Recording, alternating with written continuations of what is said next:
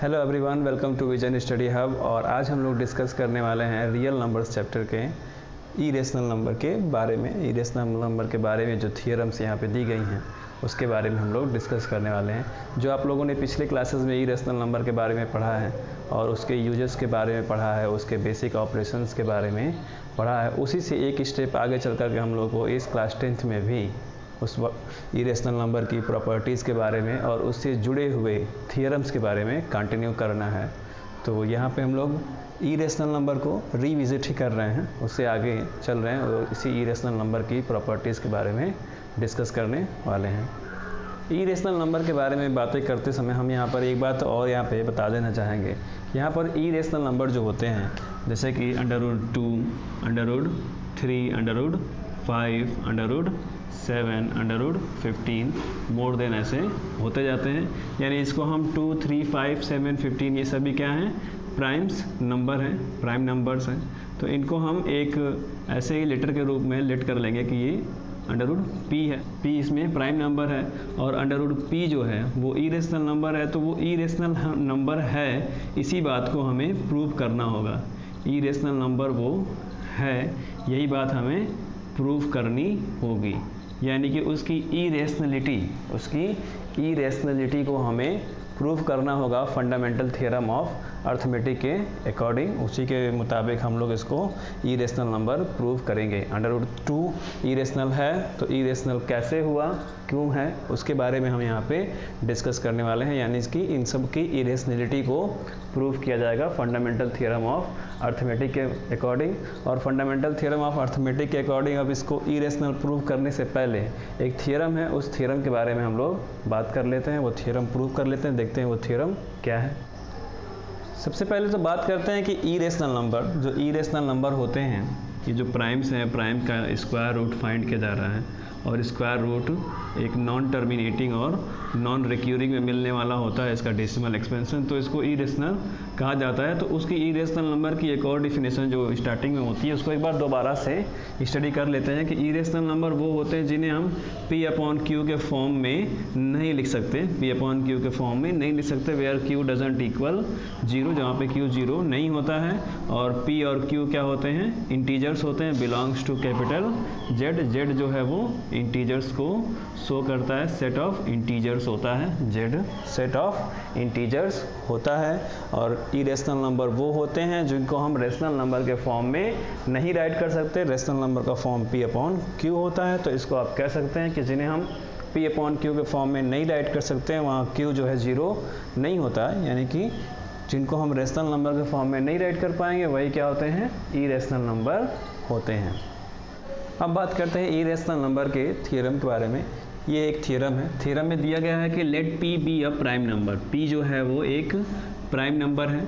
If P divides A square, यदि P जो है वो A स्क्वायर को डिवाइड कर देता है, यदि P जो है वो A स्क्वायर को डिवाइड कर देता है तो P A को भी डिवाइड करेगा। P डिवाइड्स A, यदि P A स्क्वायर को डिवाइड कर सकता है तो P A को भी डिवाइड करेगा, जहाँ पे A जो है एक पॉजिटिव इंटीजर है। A जो है वो एक पॉजिटिव इंटीजर है। तो इसका प्रूफ मैंने यहाँ पे लिखा हुआ है कि let the prime factorization of A, prime factorization of a का मैंने प्राइम फैक्टराइजेशन किया तो वो लिखा कुछ इस तरह से A equal P1 into P2 dash dash dash Pn। Prime factorisation में सबको प्रोडक्ट फॉर्म में ही लिखते हैं, तो ये सभी क्या हैं? प्राइम नंबर्स हैं। P1 into P2 dash dash dash Pn तक, जहाँ तक वो मिलेगा। तो वहाँ पे दिखाया मैंने where P1, P2, dash dash dash Pn, ये सभी क्या हैं? प्राइम नंबर्स हैं। प्राइम फैक्टराइजेशन में जो भी चीज़ें मिलती हैं उसे हम प्रोडक्ट फॉर्म में ही दिखाते हैं। तो यहाँ मैंने A को भी उसके प्राइम फैक्टराइजेशन को प्रोडक्ट फॉर्म में ही दिखाया है। तो यहाँ पे प्रूफ में जो दिया हुआ था कि A के प्राइम फैक्टराइजेशन हमने किए तो P1 into P2 dash dash dash Pn मिल रहा है। इसका मतलब ये है कि A का प्राइम फैक्टराइजेशन, ये P सभी क्या है? ये प्राइम नंबर्स हैं।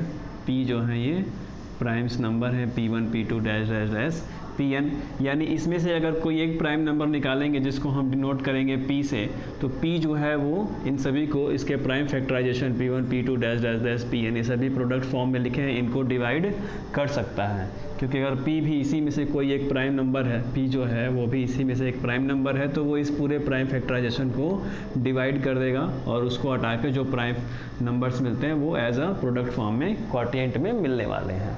तो अगर वो इसको डिवाइड कर देगा तो ये जो चीज़ है वही A है, तो हम ये कहेंगे कि P डिवाइड्स A, ये बात कही जाएगी कि P डिवाइड्स A, P जो है वो A को डिवाइड कर देगा, P divides A, P divides A, P जो है A को डिवाइड कर देगा।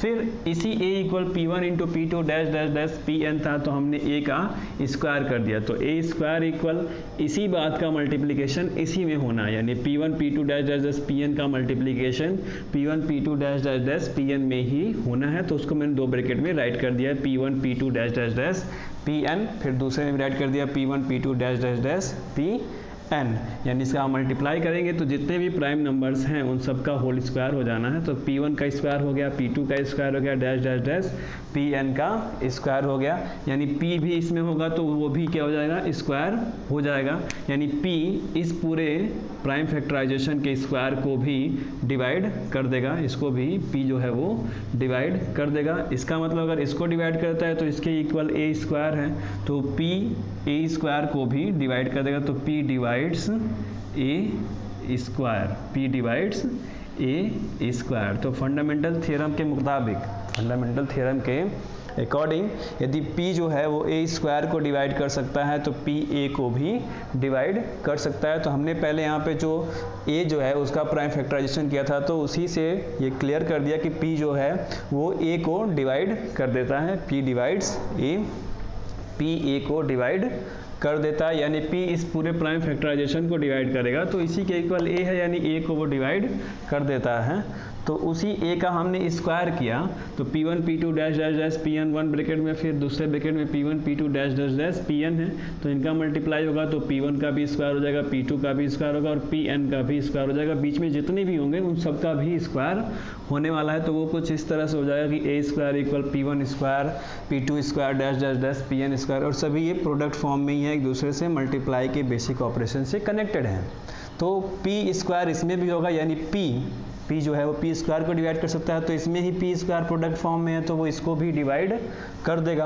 अरे ये कुछ ऐसे ही लिखा होगा, P1 square P2 square dash dash dash P square भी इसी में लिखा होगा, dash dash dash Pn square लिखा होगा, तो वो इसको डिवाइड कर देगा। जब डिवाइड करेगा पूरे को P से, तो P से ये एक P कैंसिल होगा तो बच गया ना बाकी सब चीज़ें, तो P जो है इसको डिवाइड कर सकता है, P1 square P2 square dash dash dash को, तो अगर इसको डिवाइड कर सकता है तो A स्क्वायर को भी वो डिवाइड कर देगा। तो हम यहाँ से डिक्लेयर कर देंगे P डिवाइड्स A स्क्वायर। तो जो हम लोग का थ्योरम है कि P A स्क्वायर को डिवाइड कर सकता है तो P A को भी डिवाइड कर सकता है, वो यहाँ पर प्रूव होता है।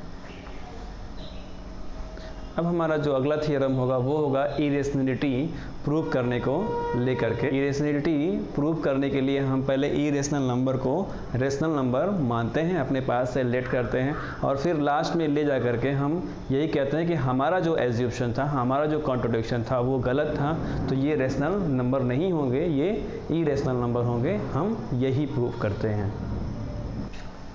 थ्योरम हमारा ये है कि √2 को इरेशनल प्रूव करना है, √2 को इरेशनल दिखाना है। तो सबसे पहले हम √2 को लेट करेंगे कि √2 जो है वो एक रेशनल नंबर है, √2 जो है वो एक रेशनल नंबर है। Let us assume that √2 is rational number. √2 क्या है, एक रेशनल नंबर है। तो रेशनल नंबर का मतलब होता है कि उसको हम P/Q के फॉर्म में लिख सकते हैं। तो हमने यहाँ पे लिख दिया कि √2 इक्वल A/B, यानी √2 जो है वो A/B में लिखा जा सकता है, P/Q। तो P की जगह पे A लिख दिया, Q की जगह पे B लिख दिया, जहाँ पे A और B जो है वो इंटीजर्स हैं। और ये भी कहेंगे कि A और B का कॉमन फैक्टर जो है वो 1 होगा, कॉमन फैक्टर जो है वो 1 होगा, कॉमन फैक्टर 1 होना है। तो 1 से हम डिवाइड करेंगे तो हमको यही चीज़ सेम मिलनी है, √2 इक्वल A/B ही मिलना है। तो इसका हमने क्रॉस मल्टीप्लाई कर दिया, तो ये हो गया B √2 इक्वल A, और फिर इसका होल स्क्वायर करेंगे तो ये हो जाएगा B स्क्वायर और ये √2 का स्क्वायर करेंगे तो 2 हो जाना है, तो ये 2 हमने यहाँ लगा दिया equal a², 2b² equal a² हो गया। इसका मतलब ये, इसको इक्वेशन 1 से डिनोट कर देते हैं। इसका मतलब ये हुआ कि 2 जो है इस 2b² को 2 डिवाइड्स 2b², 2b² को 2 जो है वो डिवाइड कर सकता है, तो इसके मुताबिक जब इसको डिवाइड कर देगा तो वो a² को भी डिवाइड कर सकता है। तो इसके मुताबिक अगर 2 जो है वो 2b² को डिवाइड कर सकता है तो 2 डिवाइड्स हम लिख सकते हैं 2 डिवाइड्स a², क्योंकि a² इक्वल ही 2b² है, तो वो 2b² को 2 डिवाइड कर सकता है, क्योंकि 2b² को 2 से डिवाइड करेंगे तो 2 से 2 कैंसिल हो जाना, मिलेगा हमें b²। तो वो 2b² को डिवाइड कर सकता है, तो इसका मतलब वो a² को भी डिवाइड कर सकता है, क्योंकि वो उसके इक्वल ही है। तो इसलिए हम राइट करेंगे 2 डिवाइड्स a², 2 जो है वो a² को डिवाइड कर सकता है या कर देता है। अभी हमने राइट किया था कि 2b² इक्वल a², इसका मतलब 2b² को 2 डिवाइड कर सकता है, तो हमने लिखा कि 2 डिवाइड्स 2b²। तो अगर वो 2b² को कर देगा तो 2b² के इक्वल ही a² है, यानी 2 जो है वो a² को डिवाइड कर सकता है। तो जब 2 जो है a² को डिवाइड कर सकता है तो 2a को भी डिवाइड कर देगा। अभी जो हमने पीछे थ्योरम पढ़ा, उसके मुताबिक यदि 2 जो है a² को डिवाइड कर सकता है तो 2a को भी डिवाइड कर देगा। तो a को कब डिवाइड करेगा? जब a के प्राइम फैक्टराइजेशन में 2 शामिल होगा, a के प्राइम फैक्टराइजेशन में 2 शामिल होगा, तभी उस 2 जो है a को डिवाइड कर सकता है। अगर प्राइम फैक्टराइजेशन में 2 नहीं होगा तो नहीं कर पाएगा। लेकिन थ्योरम के मुताबिक यह है कि 2 a² को डिवाइड कर देता है तो a को भी डिवाइड कर सकता है। तो a को कर सकता है, इसका मतलब a में 2 जो है as a prime number involve होगा। एक कंपोजिट नंबर है तो इसमें एक जो है 2 वो प्राइम नंबर में इन्वॉल्व होगा। तो इसलिए हम यहाँ पे लेट करेंगे कि we can write a equal 2c, we can write a equal 2c। तो ये हो जाएगा a² equal 4c², a² equal 4c²। इसको हम राइट होल स्क्वायर करेंगे तो हो जाएगा a² इक्वल 4c²। इसको राइट कर सकते हैं a² इक्वल 4c²। अब a² इक्वल 4c² है तो a² के प्लेस पर 4c² पुट कर देते हैं यहाँ पे।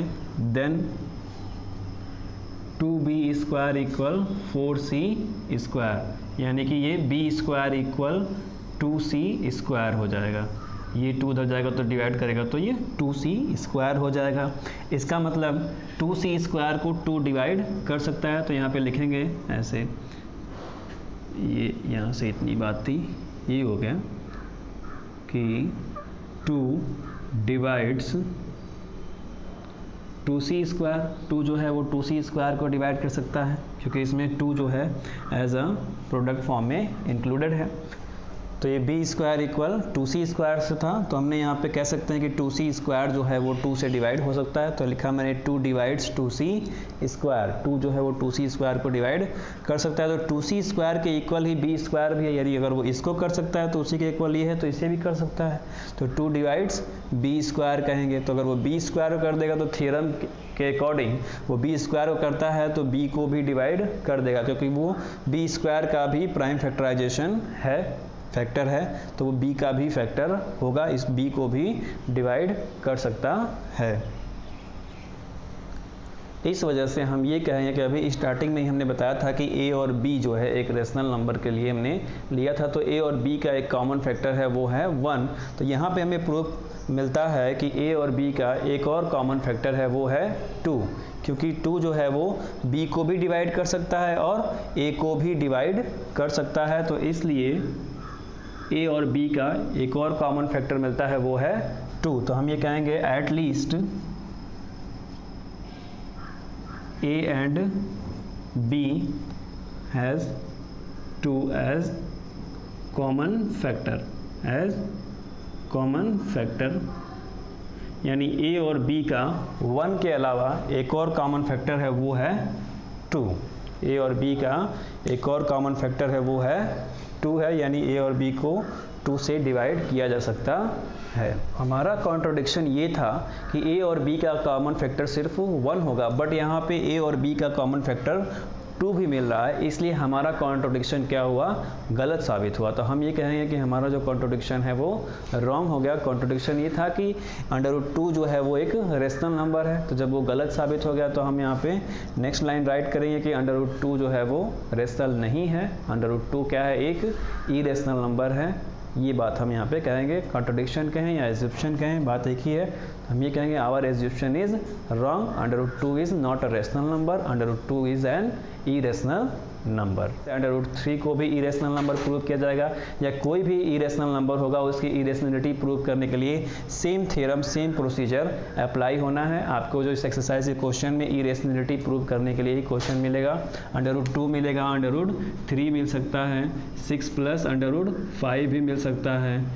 तो जितने भी सारे इरेशनल नंबर मिलेंगे उन सबकी इरेशनलिटी प्रूव करने का प्रोसीजर जो है वो सेम यही है।